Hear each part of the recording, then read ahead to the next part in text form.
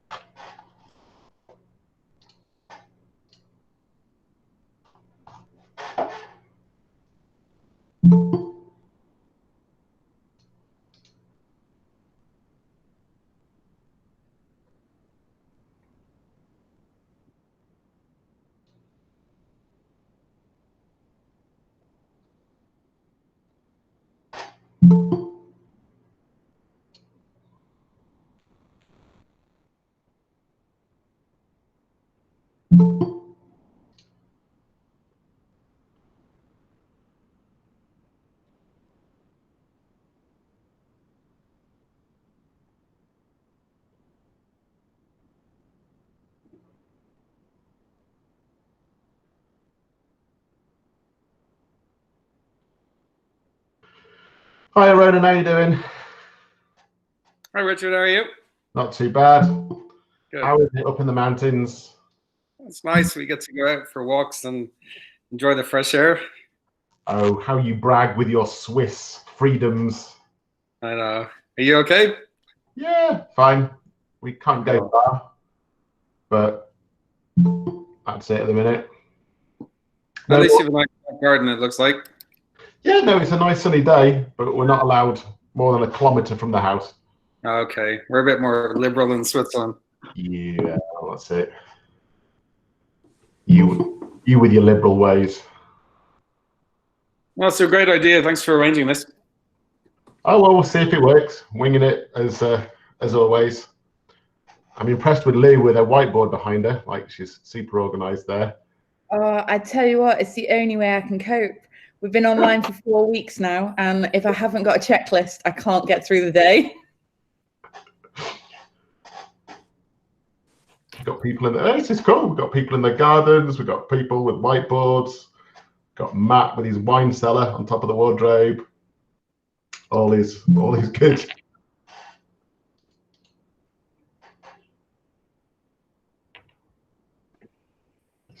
Just give everybody a minute or two more. Right, has the wine cellar disappeared now? I think it has. Keeping it, just do the computer a little bit more, so it's not keeping it classy, Matt. Absolutely. Necessary supplies.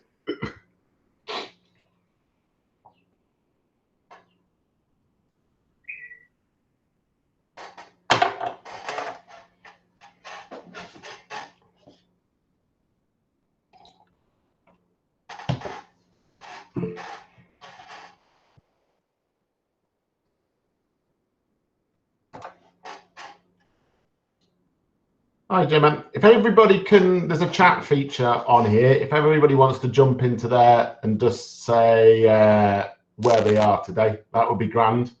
Just so we get an idea of where people are joining us from. And then in a minute, we'll make a start.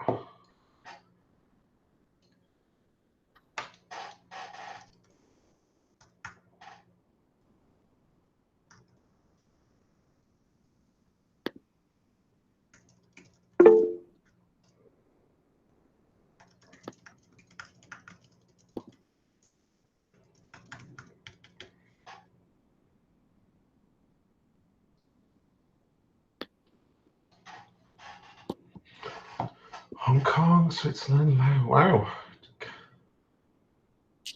Norway, Munich, Somerset.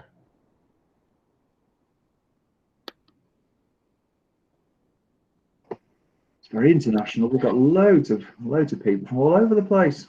It's all looking pretty light on people's screens there. There's a lot to be said when Bromsgrove doesn't sound that exotic, but there you go.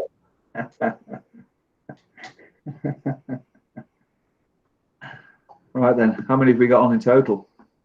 19 according to this. Excellent. Small bijou group.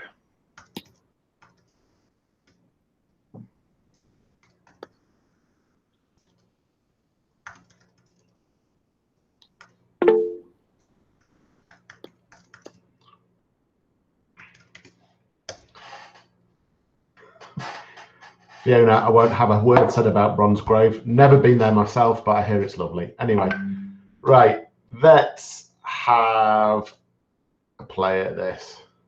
So, welcome everybody. Just to say, well, first of all, I'm recording this, so if you got a problem with that, you'll have to go away, just so we can stick it up online afterwards, just for people that can't make it. This is our first go at doing this. It's not my first go at doing Google Meet. I've been living in Google Meet for the last 3 weeks. So actually this is sort of more bringing back cold chills, but this is the start of the Easter holidays here in France at the minute. So it's interesting to get back on. And we thought we'd have a go, me and Matt thought we'd have a go at doing this. This is nothing to do with the IB, okay? There is a common thing that we're all IB teachers and we've publicized it on the IB teaching group on Facebook, but this is hellishly unofficial, so take everything we say with a pinch of salt, like most people I know do to me anyway. So just this is what we're gonna sort of have a go at doing. We're in Google Meet, so if you want to sort of interject or ask something or jump in, either, I don't know if it's going to work with people turning their microphones on, either wave like hell and turn your microphone on, or pop something into the chat and we can sort things out from there.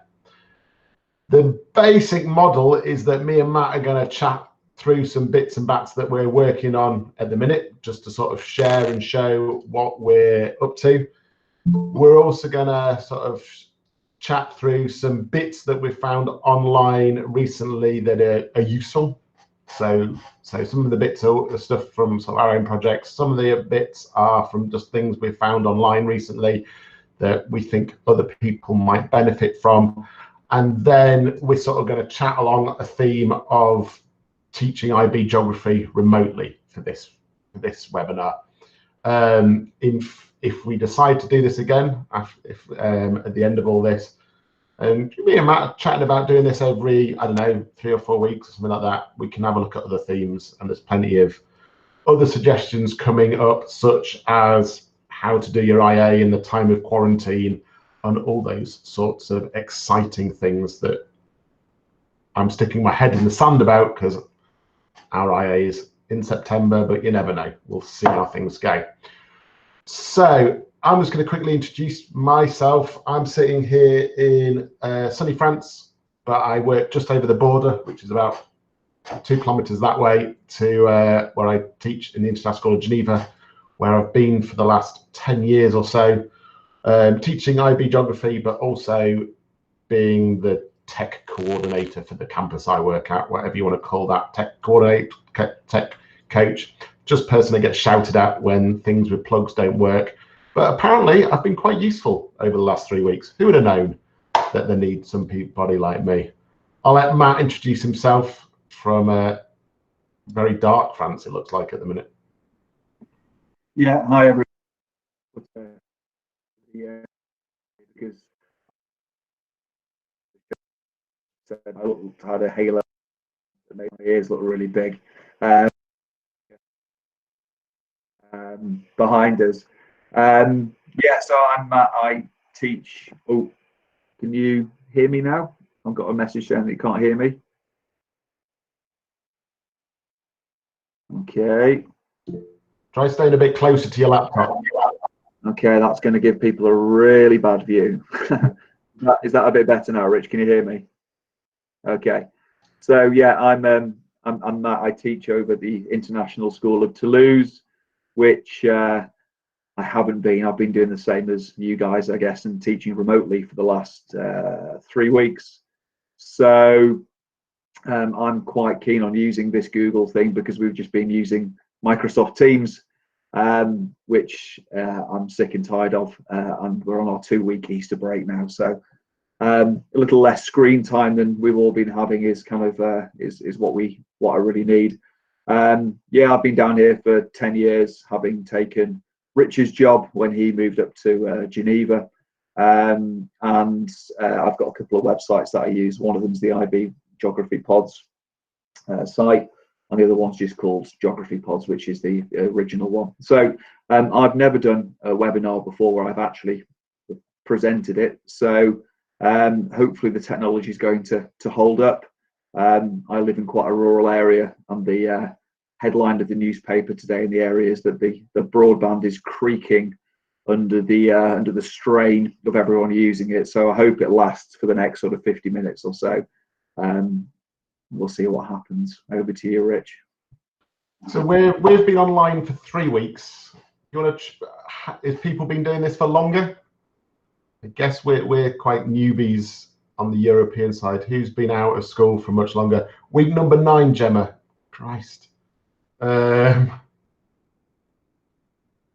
Week 11. Wow. Okay. So that is screen, but it's a day 1 for us. Okay. So runners it. Okay. So there's a whole mix of number of times.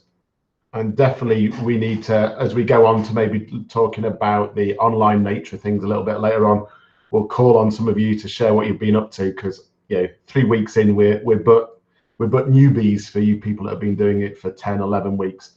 So I applaud all your efforts there. So I'm just gonna, me and Matt will flip-flop between each other. So I'm just going to, and some of these things you'll have seen before and some of them you won't. And please chime in on the chat with questions if you've got any. So first of all, I'm going to share my screen, which is let me click over here. Come on, you. There we go. No, yeah. Sorry, should be a bit slicker than this. So obviously, Geography All the Way is something I spend far too much time doing and developing and all that sort of stuff. And what I've been working on recently is sort of dealing with what my students should be doing over the next 2 weeks. We're big into the fact that I don't like to set holiday homework for our students. And I really try not to set homework. The only homework I ever set between DP1 and DP2 is get on with your extended essay type thing. I'm not a physics teacher. I don't need them to do questions after questions after questions.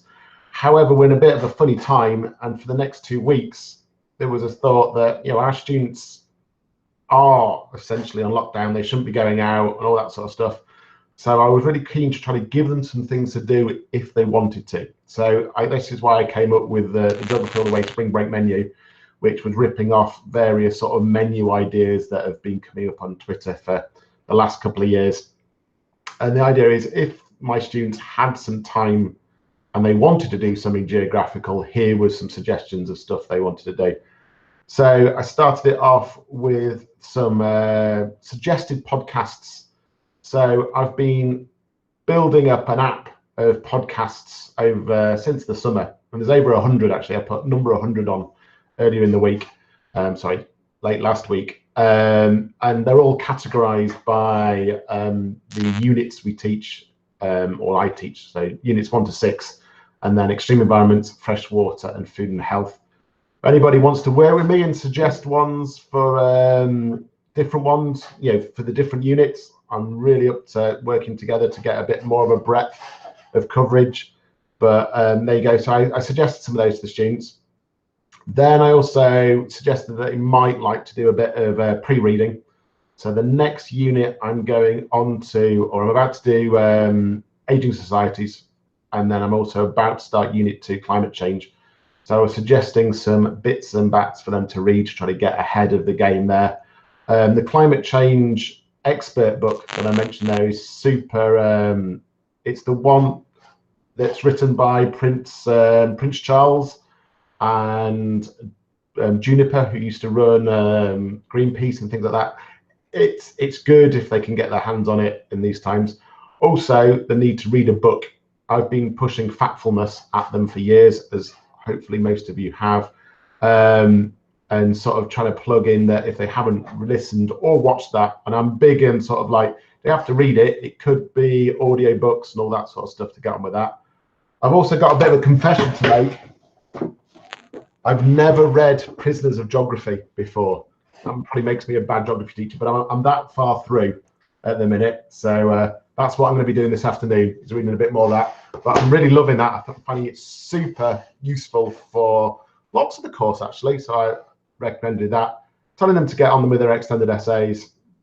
And then the dessert bit at the end was all about, you know, if you really want to watch some telly, here's some stuff. So Rotten on Netflix. If you have Netflix, the Rotten series is really good. There's one on avocados. There's one on, and the water associated with it.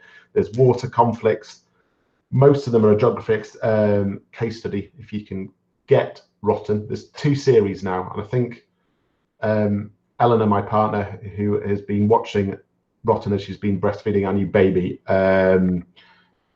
is recommending that. I also try to put together some of the documentaries which are knocking around on YouTube in a minute, and there's some social media things at the end. That's all available on Geography All the Way. It's all free. It's nothing. It's all publicly accessible. And what I'll try to do at the end of this podcast is collate all the links and things that me, Matt, and anybody else in here suggests. And then what I'll do is I'll stick them somewhere that everybody can find. Matt, over to you. Okay, brilliant. Yeah, I mean, I've used your mini site that you've created as well and given that to my grade 11s. Mostly here in Toulouse, we've been told not to set any homework, mostly because the grade 11 exams generally happen after the Easter holidays, but they've been shifted forward to June, and the thoughts are the students should be using the time to start to create revision resources and materials. So I have set that as their task to do, giving them a focused revision list, but also pass them on details of your site as well, so that if they can be reading around, I think a lot of them are just a bit bored about sort of being stuck at home to a large extent. So yeah, that's been definitely given to my grade 11s as well. Elsewhere, if I just share my screen, where are we? Yeah, I've essentially I hadn't quite finished the grade 12 course with my students, and so sort of following on from IB guidelines is that they sort of felt quite strongly that they'd like to finish it, which is very nice. And we sort of came to the conclusion, well, taking an idea from Rich, really, that the best way to do that was going to be simply just kind of coming up with a series of podcasts that covered. I mean, my final section was to finish off the population challenges and opportunities, which I always leave until the end because they've generally done it at IGCSE, and I don't like to start with it. And so again, essentially delving back into the BBC Inquiry series podcast, 22 minutes, 4 expert witnesses, really easy to digest. And so to finish off the kind of population challenges and opportunities section, I gave them 5 podcasts to listen to. And then the higher level section as well, we had a few lessons left to go, so that's the last 3 weeks. And I'd asked them to complete some work on crowdsourcing technology, cybersecurity, passports. And again, that was mostly done through podcasts and a couple of little videos to watch as well. So 2 of the students sort of went away and decided they were going to watch and listen to all of those in an afternoon, and that was it done. And I had a very similar, I know some of you guys also teach IGCSE as well. But I had a similar sort of setup there, is that they felt strongly they wanted to finish the course. And so we had energy, water and environmental risks to do. And so I asked them, again, just put together a series of podcasts, again, BBC Inquiry, because they're short and accessible, especially for the quite great number of students that I have that don't necessarily have English as a first language. And I also have a very diverse range of students, kind of ranging from G grades up to A stars. So it has to be sort of accessible to them all. So those things have worked really well. The students have got back in touch with me and said that they've kind of finished those things off.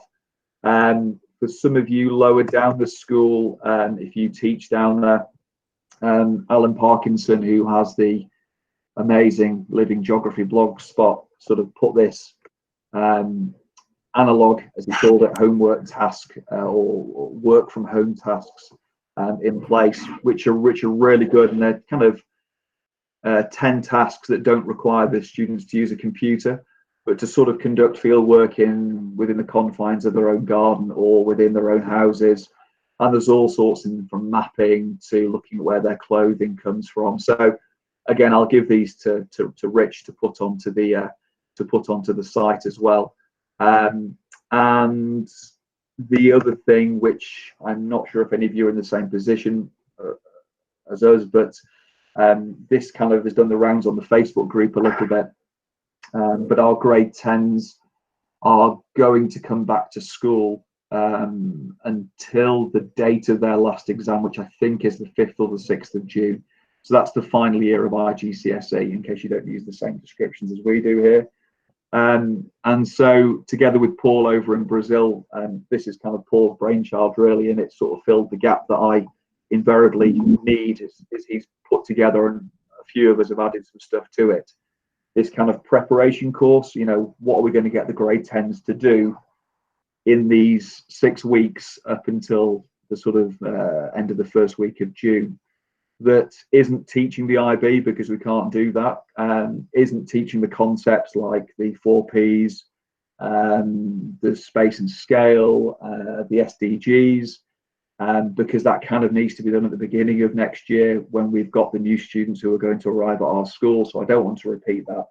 And so what Paul came up with was pretty genius really, and he just sort of took 8 of the key themes that you might find in IB geography, and he's just kind of this nice little approach where you've got a watch, a listen and a read, a place where it's happening, a brief summary of the issues, and then some of these kind of key discussion points, which for me will work really well as home-based learning tasks. And so again, this document, I'll put the link on with Rich to the Google Doc where it's coming from. But I'm planning to start with this pretty much after our spring break or Easter holiday, as you want to call it, has finished, although we are still waiting for some clarification in terms of grade awards and whatever else. But I can see this being a particularly valuable thing to have up and have working in the next few weeks.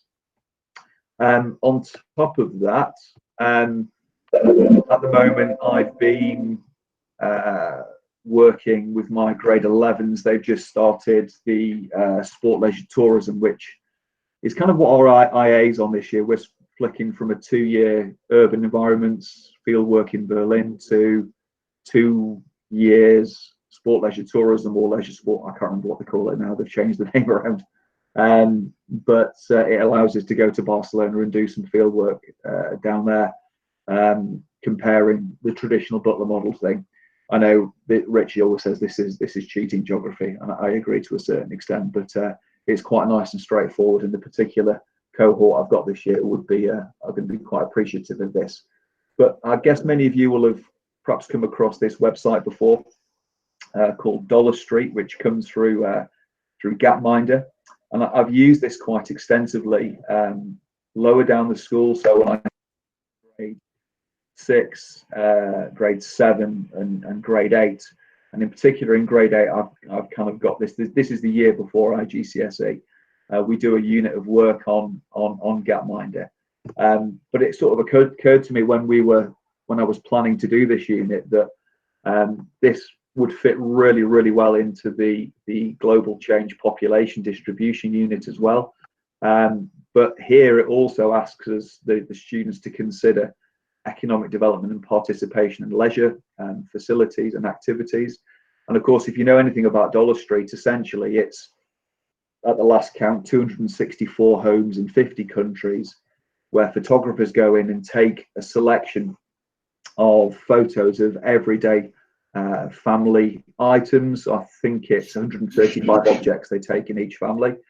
The kind of idea with this is to show that, if you can see the graphic I've got here, is that it sort of shows you the disparity within countries and not just country versus country, which I quite like about it. It sort of dispels a lot of these stereotypical myths that everyone who lives in a particular country is of a particular level of economic development, which is really nice and gets the students talking a lot. So the lesson this week essentially has been getting the students to go in and to look at, to make up these sort of, to get a better picture of the sorts of facilities that people have, looking at things like people's living rooms.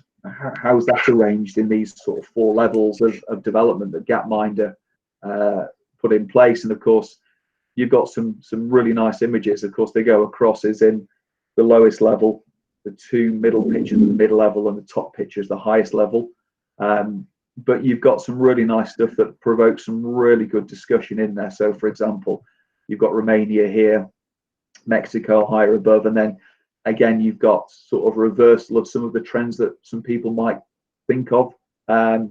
So, you know, Sri Lanka ahead of Brazil, for example, and it works really, really nicely actually for some, especially for the kind of leisure tourism section, children's tourism, type of television set they've got. And again, it lends itself really, really nicely to the population unit. Although I haven't included it, I think I'm going to put something together to give the students a chance to do a bit of distance learning using the website when I teach that unit, which is at the end of grade 12.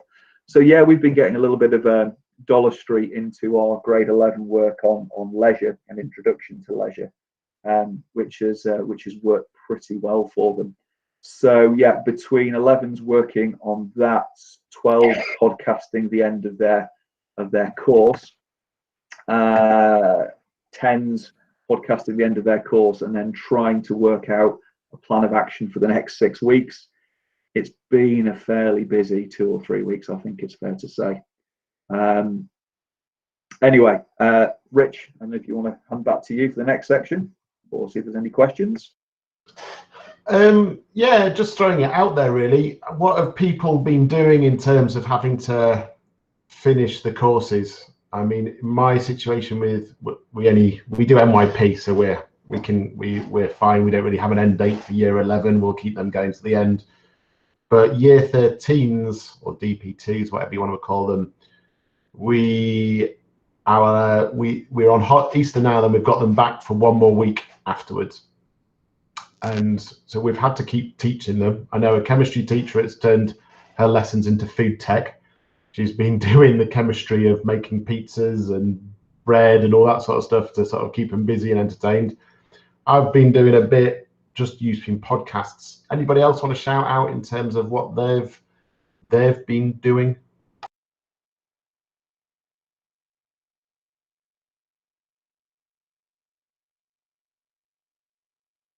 Anybody want to talk to everybody else, or everybody's going to be super shy?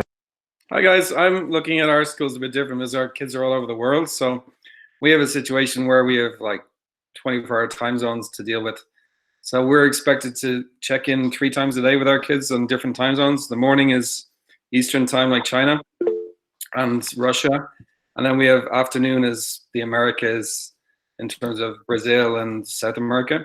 And then the evening time is West Coast USA. So we have sort of 3 different online sessions. And the people are expected to do for each subject roughly 90 minutes work a week in terms of homework maybe submitted. They have online classes where they can check in with us, sort of office hours. But our DP2s are all finished pretty much because they submitted all their IAs before spring break. So our admin decided to release them all. So we just have DP1s left.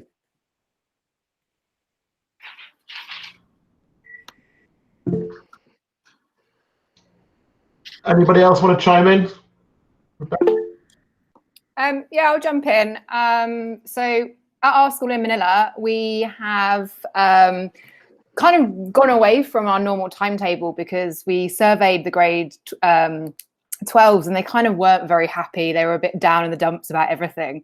So we've decided to go to like a kind of seminar-based thing that the kids can sign up to, different seminars that the different teachers are putting on. So I've decided to do some kind of more introductory stuff to GIS. So taking it further than the stuff that we did for the IA, using some of the ArcGIS stuff, kind of getting into the nitty-gritty of that and having some fun with data that isn't fully relevant to the course, but at least it gives them a chance to develop those skills if it's going to be useful to them in the future. We'll see how that goes, and then also doing kind of just some fun stuff on the side on how, like life hacks on how to live more sustainably. So again, away from the course, but I think they're all a bit fed up now. They kind of want to get rid of the IB because they feel like some of them feel that they've actually wasted their time, which is unfortunate, but.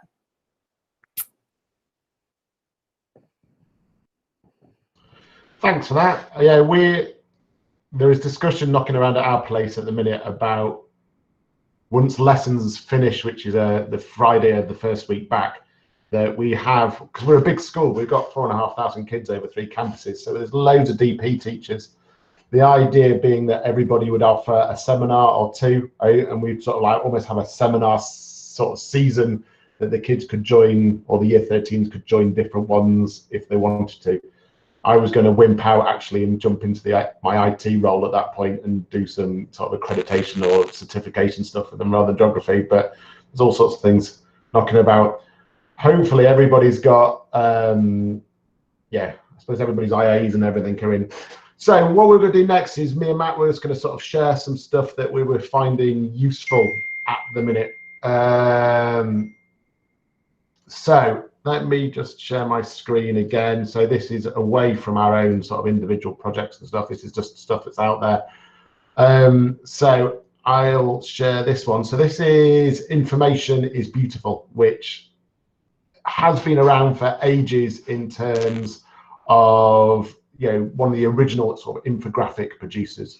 I think it was them that came up with that classic sort of coffee infographic that is now in every coffee house across the world, which shows how the different coffees are built up and all that sort of stuff. But they're doing 2 really nice things at the minute. First is this data visualization. Sorry, my daughter is messaging me at the same time as this. The first thing is this sort of dashboard of coronavirus data, which is, it tells you when it's updated. It's really sort of engaging. So they call it their data pack. So this is sort of and I'm at the minute trying to write. I mean, that's what I'm thinking of doing the first week back is with my year 13s is I was going to do a week of lessons on the geography of the virus, just trying to show them how much of the course that they've done ties in, how much geography there is in there without just doing food and health. So for example, there was an excellent article on the BBC over the weekend, which island will be or where in the world will be the last place to get it. So that ties in some really nicely to some of the global interaction stuff. So there's this. So and one of the lessons I was going to do is try to do a infographics lesson, because a lot of the early stuff came out I need to dig into it, but there was a map that was shared which was going to be the initial spread, and they found out it was just someone had used a flight map from the back of a BA magazine or something like that. So there's that, and there's also, if you on sort of social medias and things, they've got a new service now called Beautiful News. So in this organization or company, whatever they are, Information is Beautiful, do a daily infographic. And they're sharing that via, I follow it by Instagram. And these are really good, just little data challenges, little things that are worth looking at. And these are super useful if you're looking for different ways. There's lots and lots of ways of presenting information. even if you were just to pull up this page with the students and talk about which presentations were good and which presentations were bad, things like this is a great way of showing stuff. So that's Beautiful News Daily, which comes from these people. Information is beautiful. Right, I'll hand back to Matthew. Go on, Matt, what are you up to? Okay, so my couple of things that I found, or there's maybe 3 things actually, if I just go for the sharing the screen again, is my first one is this one here. So dinosaurpictures.org, and we came across this as we were doing the geophysical stuff with grade 9, and although sort of continental plate shift and all that sort of stuff doesn't really come into geophysical, I do like this a lot, continental drift, because I'll put the link on a little bit later on for you, but it's one of these kind of really cool maps that sort of shows you continental drift over time. But if you look really carefully, if I try to zoom in, you might notice that they've also mapped the political boundaries of countries over the top, so you can start to try to spot previous positions of countries. And then you've got all sorts of things down here as well, which is I've used a little bit lower down the school actually with my grade 6s and also with IGCSE. But this kind of plotting over time in this kind of very Google Earth way, showing the movement of continents, I think I'm going to put together, I think, an activity pack looking at it and some sort of self-study thing for the lower school to do, but I certainly think it's got some good use as well. And I'll try and figure a way of getting it into option D, which is geophysical, at some point. But there's a huge amount of information on it. It's been really cleverly done. And again, just I'll send a link to Rich to put on to the follow-up to the seminar today. Have a little play with it and see what you can think. And then I think I just put where I am at the moment here. Sure. Whoa, it's a bit crazy, but it pretty much plots on as well for where you and your students are at any given point in time, which is pretty good. So a little kind of play for tool, I think, which I'm going to think of a way of putting in there. The second one I noticed that just came up on the feed before is the Visual Capitalist website, and there's a huge number of stuff there, again, to complement what Rich was saying before about the current coronavirus, visualizing history of pandemics, for example. Again, most of you, I guess, will be well au fait really with the stuff that's on here, but there's some really good geography, especially high level interaction stuff on there that you can use at the start of the lessons, which often contains lots of maps and charts and graphs, a bit like the sorts of things they have to deal with in the first section of each of the questions in paper 2. And the infographic stuff as well, I wondered when Rich was talking about kind of infographic tasks, if that would be something I would also work on with my current grade 10s, or you might call them year 11s, between now and just to try and give them a kind of a heads up on that and get them to think about infographics and the way that they're presented and their limitations, because it's, although we drop it in, I drop it in fairly regularly into the course, you know, there is still that section in paper 2, where they have a 10-mark section all to do with the infographic, which most of us have been through, at least been through once, I guess last November or last May. And the last thing, just to sort of, again, you know, I don't work for the BBC, but this particular podcast is something I've set all of my grade 10s or year 11s to have a little listen to, and it's one they did. It's quite recent, I think. Yeah, it's the 2nd of March, so just over a month ago, and it's a really nice "Why Don't We Care About Facts," which I think, if you haven't already listened to it, is a great thing to listen to given what we are going through at the moment, and then more as well to put, I suppose, a TOK slant on things at an early stage, and to kind of allow that access into a bit of discussion around TOK, factfulness, perhaps the current day coronavirus, infographics, all those different things as well. So I've asked all of mine, the IGCSE group that is, to listen to that one, and I've put together a little sheet that I'd like them to write down their thoughts about afterwards. So yeah, visual capitalist, ancient Earth, just a brilliant little tool to have a play around with. We all like a good mapping tool, and that particular podcast has been listened to by all of my students in the last 10 days, which I think is a pretty good one to use. So that's my little 3 things that I've been getting on with.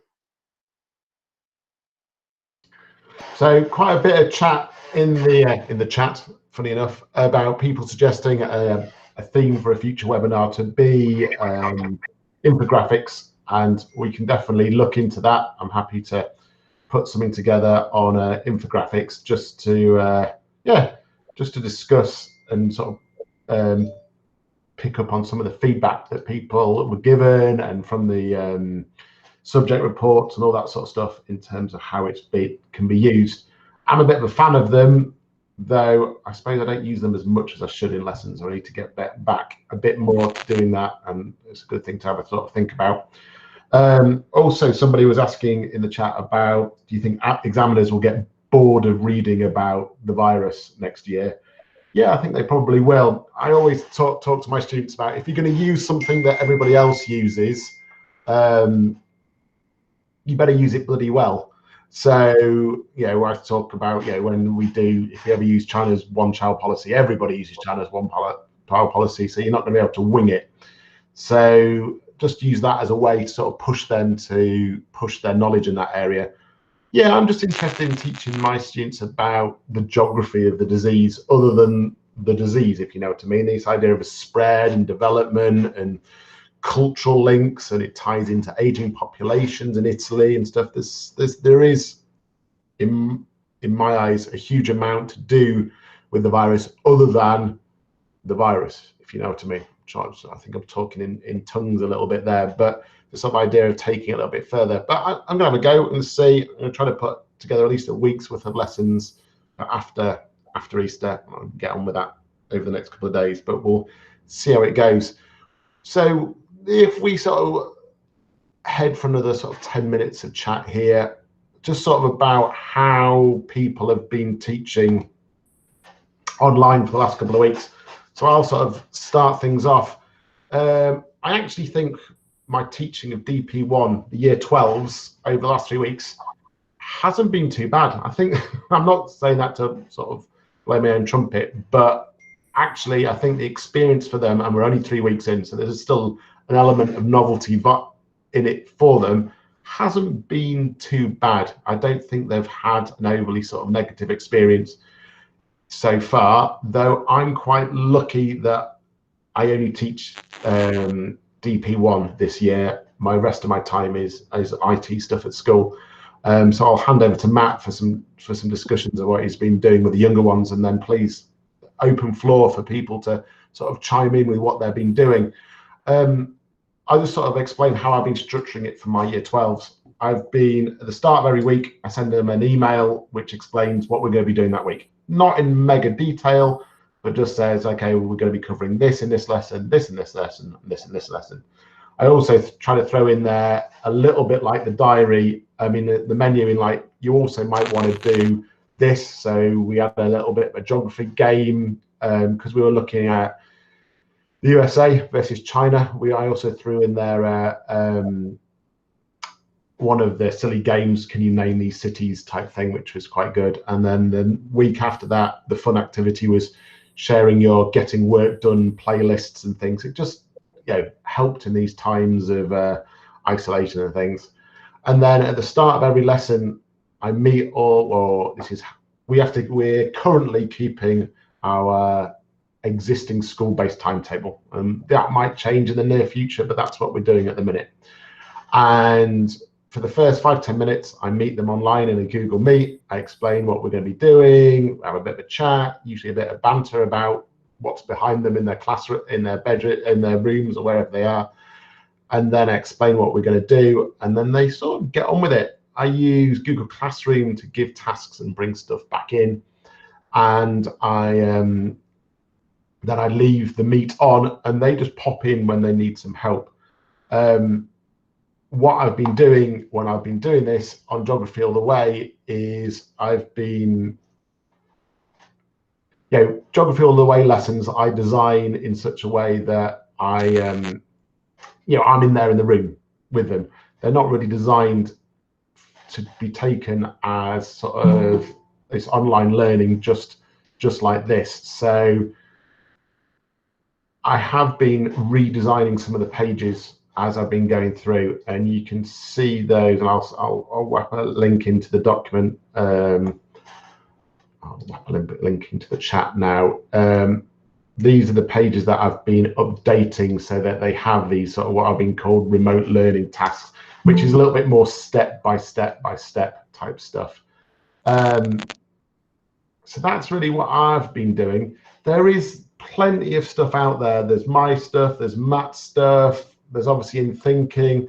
Cognity have got plenty of things, and a lot of these services, I know In Thinking and Cognity, and I don't know if Cognity is, but definitely In Thinking is offering free access during these times. And then a lot of organizations are putting stuff or making stuff available. So the Geographical Association and the RGS have all made a load of their stuff free. I'll hand over to Matt to sort of finish off some of this younger stuff, if that's all right. Matthew, dump that on you. Oh, that's my naughty name, calling me Matthew. So the name I'm in trouble.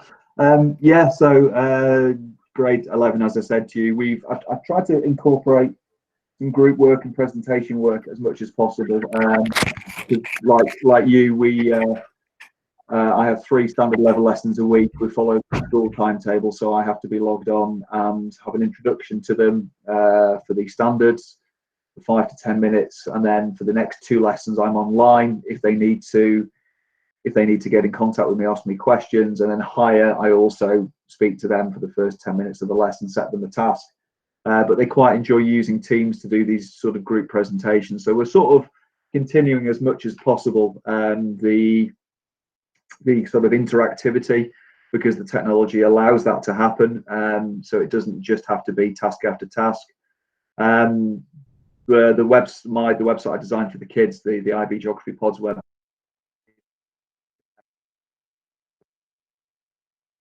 it sort of works quite well. I've had to sort of change and streamline some stuff, but generally they've been okay with that. We've just started the Sport, Leisure and Tourism, or Leisure, Sport and Tourism, whatever it's called. And that's not ideal. I'd really like to have been there to launch that, but again, it's fairly decent stuff. And I think if I compare that content to perhaps the urban environments content, which I found to be quite heavy, that I'd much prefer to distance learn sport, leisure, tourism than urban environments for sure. So I think that will work well for the students, and I think there'll be some things in there that I'll need to phone into them. As I say, 12s have just been desperate for the contact. They've been very down, a bit disappointed, and I've just been chatting through things with them, and there's a couple of ideas that I've got. They had to finish the course before Easter, which was the sort of necessity, and then we're going to meet back up the first week after the break and discuss what they would like to do. I've got one of my students who was particularly good. She's busy making completed revision clocks for each of the units to share with the grade 11s, and generally I'll ask her if I can share those more widely with the community. So we use these kind of revision clocks. Don't know where that idea came from. I think it might be Mrs. Humanities, but it could have come from somewhere else before then. But I have them for each of the units, and one of my students has said, look, I've got nothing else to do. Can I just finish them all off? And then I'd like to offer them to the grade 12, so the grade 11. So that's great. And I've also asked her if she'll do a few instructional videos, if you like, from the student perspective about dealing with things like IAs and TOK and extended essays and 12-mark questions and 16-mark questions. She's a really good student, and she'll, I'm sure, put together some fairly good stuff. So that's a little sort of side project of videos that I can share sort of with the community a bit later on. And then lower down the school, it's kind of business as normal, really. It's the 10s finishing off theirs, IGCSE working through their tasks, and then 6, 7, and 8. Increasingly, I've been giving them these kind of analog tasks because the feedback from parents has been they're struggling with being in front of the computer, online learning, and if you could offer them something slightly different, that would be great. So I'm planning for at least 3 more weeks of this type of learning after the break, and then see what the French government suggests. But they have, in the last 3 days, just cancelled all French exams, so I'm not entirely sure what their plans are in terms of schools reopening, and we follow that particular system. So yes, it's been busy, and Teams has worked really well, and I don't feel that I'm particularly far behind. I don't think I'm behind at all, although I am perhaps cutting out some of the more flowery parts of what I'm teaching and just sort of sticking as much as I can to the content. Also with a mind to that we're not really meant to set homework over these next 2 weeks. So yeah, that's kind of what I'm doing, and then just seeing a lot of IA things that Rich and I have sort of looked at and thought this would definitely make a half decent session when we've got a bit more clarity on the issue. Is that my IA was planned in for May. We've cancelled that. We've postponed it, and we've put it back to the 3rd week in September, which puts us dangerously into extended essay completion territory, because our extended essays come in around about the 3rd or 4th of November. So I'm just going to have to, if we can go, and it means having to leave France, so that might not be possible, to go to Spain. But otherwise, I'm planning to go out and find a river very close to school that we can do a bit of Bradshaw modelling on, and take my IGCSE and my IB students on the same trip, and they both do rivers, because rivers comes into both of our syllabus. We do obviously rivers at IGCSE and freshwater as a standard level option at IB. So yeah, summer I need to have a plan B for all of that sort of stuff, and have something very local. And then even if we still can't take students out, then there needs to be something virtually, I think, as Roman's just said as well. So again, it's all very kind of it's quite a grey area at the moment, and I don't think people really know. So I think maybe one of the next sessions that we do, or if we have a bit more clarification, that would make a really good sharing seminar for sure, talking about the IAs. So I don't know if anyone else has got anything they would like to sort of chip in with, really, in terms of ideas, anything that's different. I think a lot of us seem to be in the same boats. Yeah, virtual field trips, Jim. Yeah, I've seen a lot of that. At the moment, it's, as I say, it's very unclear, not just with IB, but also for IGCSE or lower down for those of you who do those qualifications. And it's quite speculative, really, but I'm pretty sure the IB are thinking long term ahead to November series, and again, what the knock on might be for the May series next year. So again, until we receive more clarification, I think we could just sort of collate some ideas and perhaps some resources, and that would potentially make a very, very sort of worthwhile and useful future webinar, I think, if we haven't scared you all off after this first one, of course. Thanks, Matt. Anybody? Yeah, we want to wrap this up in the next sort of 5 to 10 minutes, because in this first week we're going to try to do this twice. So we're going to do this again at 8 p.m. Paris, Zurich time, to try to hit the Europeans, especially that'd be more important as we go back to work and things like that.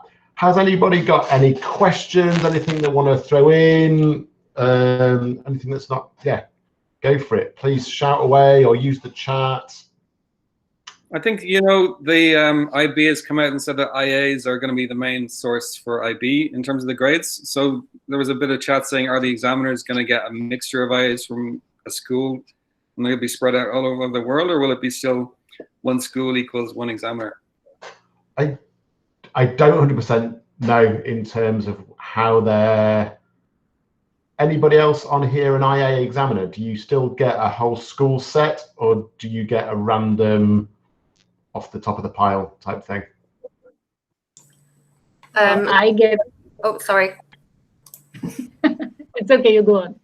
Last year we got a whole school sample, but there's been no further information as to what that's going to look like this time around. And with all the volume and stuff, is it going to be that non-IA examiners are now also going to be examining the IAs. Yeah, that's right. They've already been asked. I mean, me and Matt, before we went into sort of doing this, we're like, we don't really want to get drawn on any of these sort of speculations and things with from the IB and what's happening. All I know is they're very, very busy at the minute trying to sort out what they are doing. In terms of the future of the IAs, there's definitely discussions going on in terms of what it might look like and the delays it's caused. I mean, their main worry now is the November exams. You know, even before we start talking about the ones that happen in the May. So, yeah, watch this space for what they're doing, but be happy that they're sort of thinking about it or they know something that's going on. Anybody else want to chime in with anything? I don't think I sort of answered you. I'm not 100% sure it was answered for you there, Ronan, but I think it's a lot of wait and see in terms of what's going on from the IB. Deathly silence. Right, well, that was our first go at doing this sort of thing. If you've got any feedback, we'll have a quick look at the questions in a minute. If you've got any feedback, you can drop us a message on the Facebook group or via email or anything like that. If we feel that it's been successful, we'll have another go in 3 weeks or so. And we've got various ideas for themes such as IA possibilities in the time of quarantine, infographics. There was also some ideas about talking about quality mapping and what that looks like in IAs and extended essays. And then also maybe showing some top tips for new DP geography teachers. But we'll try to keep one per webinar so it's not too busy. Anybody else want to chime in on anything? Can we discuss essay writing in paper 3? Ooh, what, in 4 minutes? I'm not sure I can. The only thing I'll say about the essay paper in the essays in paper 3 is they're no different from the essays in paper 2. They're just worth more marks. Your 16 mark exam, your 16 mark question. Sorry, let me start again. The 16 marker in paper 3 is no different really from the 10 marker at the end of paper 2. It's just it's just more points available. How I explain it to my students is the 12 marker in paper 3 is like a big 6 marker short answer question. Because there's no synthesis there, it's a brain dump. It's write everything you know with some sort of structure. The 16 marker is just the same as the 10 marker in paper 2. You need to be showing synthesis. You need to be showing how things stick together. And if you are almost sticking within one of those units with your discussion, you need to sort of branch out and look big. That's how I support paper 3 in a couple of seconds. Ronan's asking about the Swiss meet. Probably not, Ronan, at the minute, in terms of I'm waiting for the next announcement from the Swiss to see what goes on. Watch this space. I've been talking to the guys from St. George's about the future of that, so we'll see. What's your one-liner to explain what synthesis is? Geography glue. Sticking more than one thing together, or sometimes show it as like in maths when you get marks for your working out. Showing your working out is in geography is your synthesis, is what I tend to throw at them. Where can we access the recorded meeting for others in the department? I will stick it, me and Matt will probably stick it on our website, and I'll put a link in the Facebook group when we've sorted it out. So at the end of today, I'll get the 2 links. I'll get the 2 videos from the 2 webinars. I'll also put all the links we tried to share and what came up in the chat together, and then I'll try to sort of publish that in one place so we're all done. Some people are just joining us. Hello, Duncan. We might suggest you got your times a little bit wrong, but we will be doing this again at 8 p.m. Paris time tonight, but also the recordings will be online. Anybody else got anything else they want to say? Brilliant. Thank you very much, everybody. That was all right. Nobody's gone very fast. Thank you very much. Yeah, it's been great. It's lots of interaction, and I guess, Rich, will the video will it pick up people's comments coming through? I don't know. This is the first time I've recorded one of these. Okay. So Well, I'll have to see. But if you can also select all the comments and stick them into a document. I've just done that so I can troll through and have a look what's going on. Oh, it said at the beginning messages would be recorded. Oh, that's brilliant. So maybe they are all recorded. I'm not quite sure how that's done, but we'll have to have a look. Cool. Right. Well, I'm going to press the M button, and then I'm going to have a coffee in the garden and read another chapter of Prisoners of Geography before I do something else this afternoon. Right. Take it easy. Stay healthy. Keep washing your hands. Conserve toilet paper, people. You know, desperate times. Bye. Bye.